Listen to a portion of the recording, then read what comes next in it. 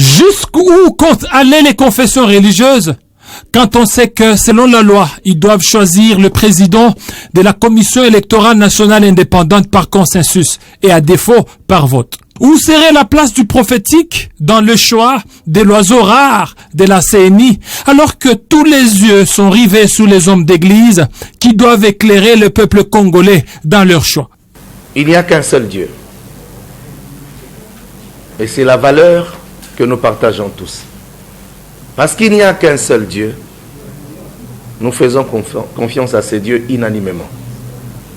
Et surtout, il faudrait évoluer. Que ici, Dieu n'est pas contre le devoir civique.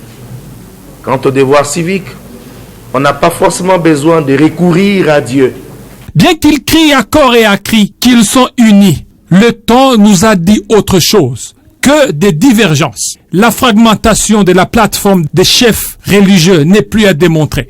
Ceci suite au manque de consensus sur la désignation du remplaçant de Corneille Nangaa, qui à ce jour est loin d'être trouvé. Pour la recherche d'une alternative pouvant mettre fin à la crise, Dodo Kamba, qui fait d'office porte-parole du G6, n'est pas allé sous le dos de la cuillère pour dire que la Senko et l'ECC travailleraient pour la Mouka. Et nous pensons que de ce que nous avons fait, ça a été le respect ou l'application de notre charte, à moins que les autres nous prouvent le contraire. Mais ils le savent et nous ne sommes pas divisés. La population de son côté voudrait savoir si le prophète Dodo Kamba n'a pas eu une orientation divine pour décanter la situation.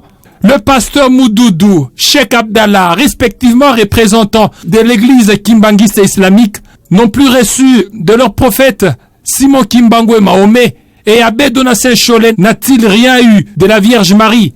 Faut-il continuer à faire confiance aux confessions religieuses? S'interrogent certains observateurs. Ou est-ce un théâtre de chez nous qui préparerait un glissement? Qui vivra, verra. Waki TV is the best one.